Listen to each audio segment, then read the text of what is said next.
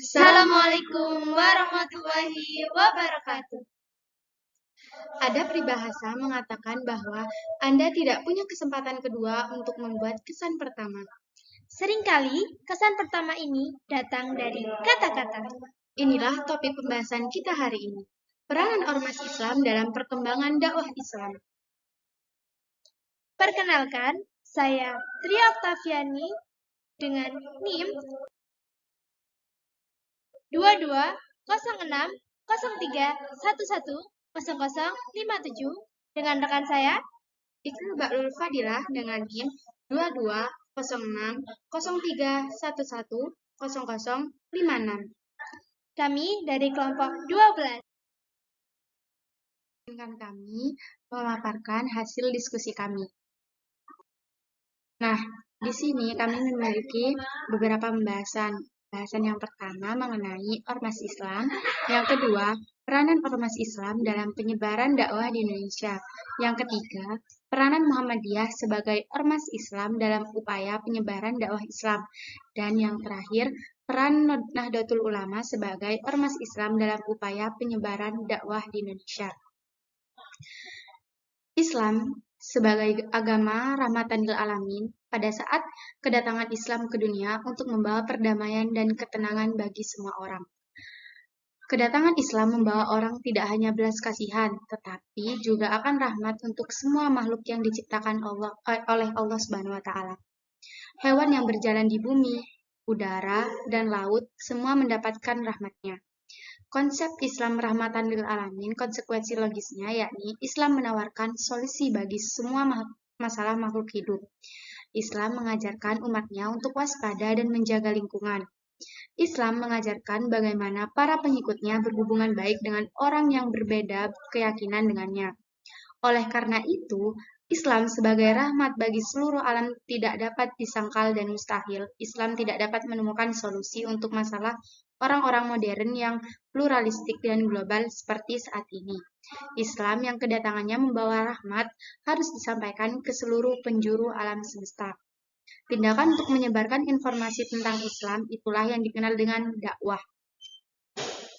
Tanpa memperkenalkan ajaran agama Islam melalui tindakan dakwah, kemungkinan risalah tersebut tidak akan diketahui oleh orang lain. Ini juga alasannya mengapa dakwah Islam harus dilakukan untuk menjadikan Islam sebagai rahmat hidup manusia dapat terwujud.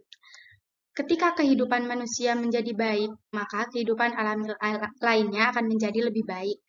Muhammad Ali Aziz pernah mengatakan bahwa dakwah merupakan faktor penentu bagi seseorang untuk mengenal Islam.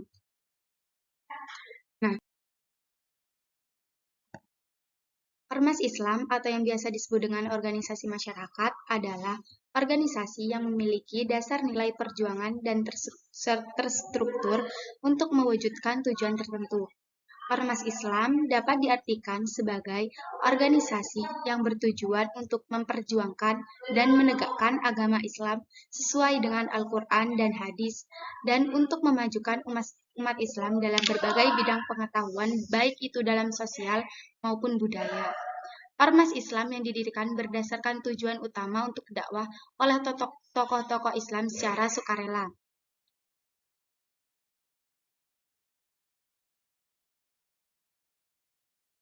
Indonesia merupakan negara yang mayoritas penduduknya yaitu memeluk agama Islam, sehingga banyak bermunculan ormas Islam baik yang aktif dan populer maupun hanya di tingkat lingkungan tertentu. Para ormas Islam di Indonesia memiliki cara yang berbeda dalam penyampaian dakwahnya. Cara penyampaian dakwah bisa melalui bidang pendidikan maupun dalam bidang budaya. Di Indonesia, ormas yang banyak diketahui oleh masyarakat yaitu Muhammadiyah dan Nahdlatul Ulama. Kedua ormas tersebut mempunyai cara masing-masing dalam penyebaran dakwahnya.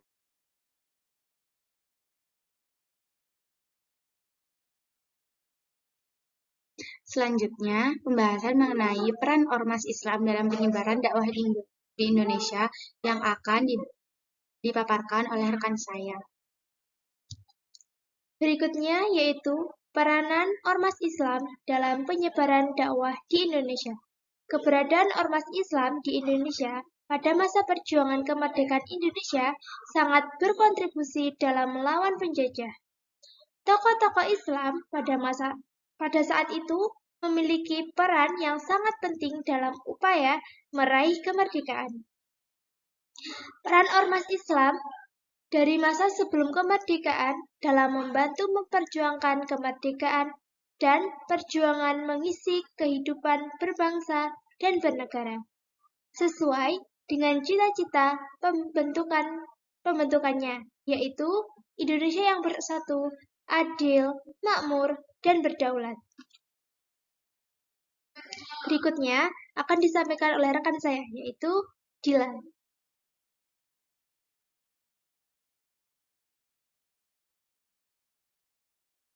Nah, peranan Muhammadiyah sebagai ormas Islam dalam upaya penyebaran dakwah Islam.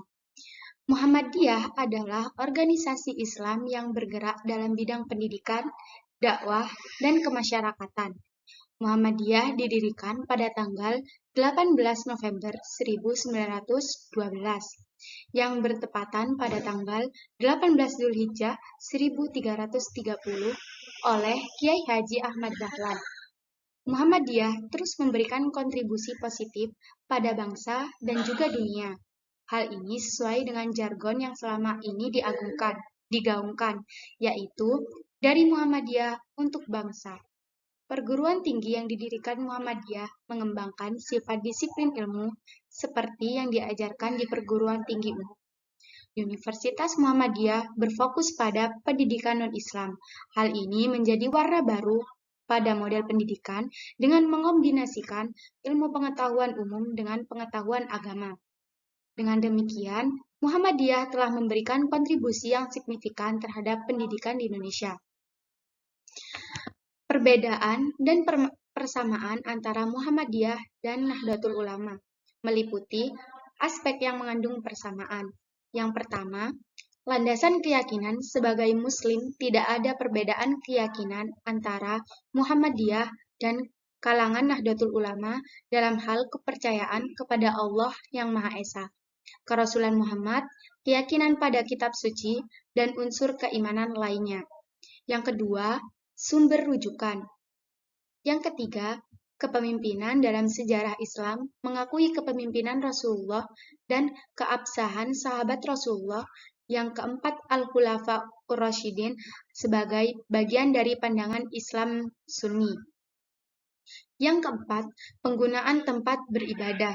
Yang kelima, ijtihad dan taklid.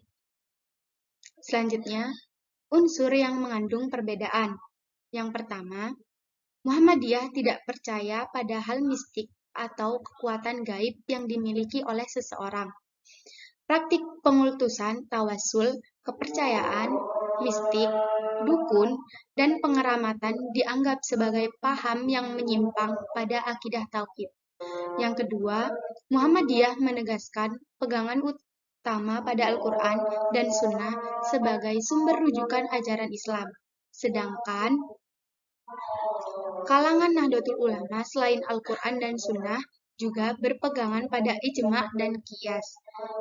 Yang ketiga, perbedaan dalam metode dan tata cara memahami dan menjalankan ketentuan ajaran yang terdapat di dalam Al-Quran dan Sunnah Rasul.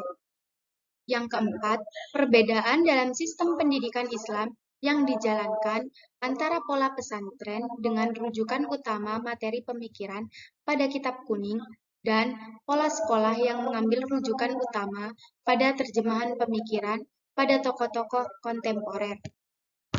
Nah, pembahasan selanjutnya akan dibahas oleh rekan saya. Baik, selanjutnya akan saya lanjutkan pembahasan berikutnya. Baik, selanjutnya adalah peran Nahdlatul Ulama sebagai ormas Islam dalam upaya penyebaran dakwah di Indonesia. Nahdlatul Ulama adalah organisasi kemasyarakatan Islam yang didirikan oleh Kiai Haji Hasyim Asy'ari di Pondok Pesantren Tebu Ireng, Jombang. Nahdlatul Ulama atau sering dikenal sebagai sebutan NU berdiri pada tanggal 31 Januari 1926. Nahdlatul Ulama berdiri jauh sebelum kemerdekaan Indonesia. NU mempunyai peran penting dalam upaya memperoleh kemerdekaan Indonesia.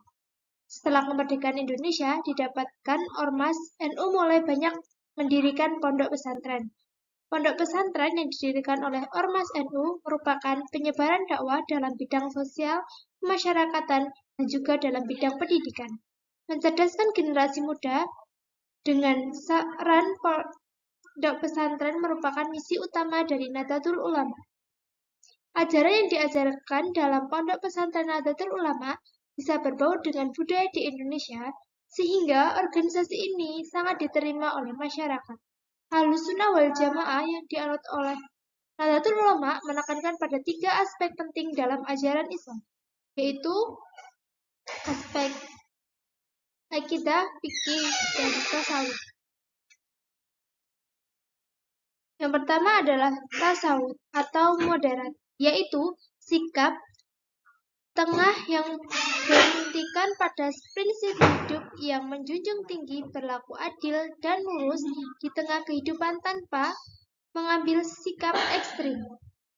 Yang kedua yaitu tawasun dan ta'adul atau keseimbangan. Sikap ini fleksibel dalam tata pergaulan baik dimensi politik maupun budaya, yaitu dengan mengambil sikap akomodatif, kritis, dengan mengembangkan seruan amar ma'ruf nahi mungkar.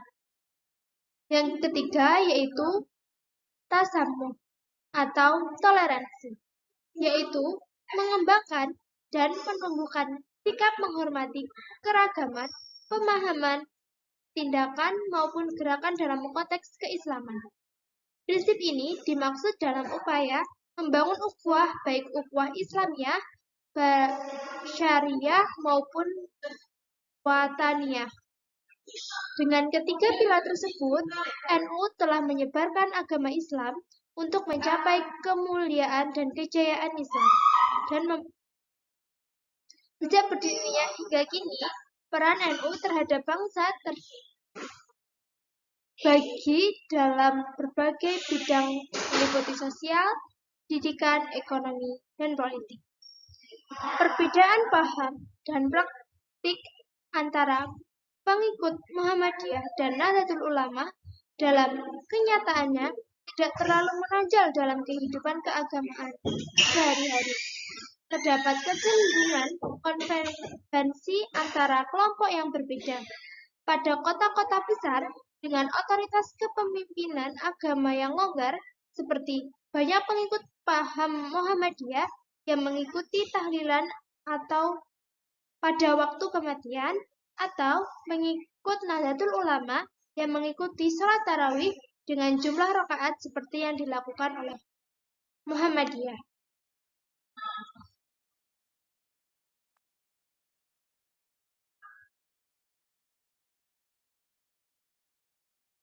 Baik, kesimpulan dari pembahasan kali ini yaitu bahwa Ormas Islam yang didirikan berdasarkan tujuan utama untuk dakwah oleh tokoh-tokoh Islam secara sukarela, Indonesia merupakan negara yang mayoritas penduduknya memeluk agama Islam, sehingga banyak bermunculan ormas-ormas Islam baik yang aktif dan populer secara nasional maupun hanya tingkat lingkungan tertentu.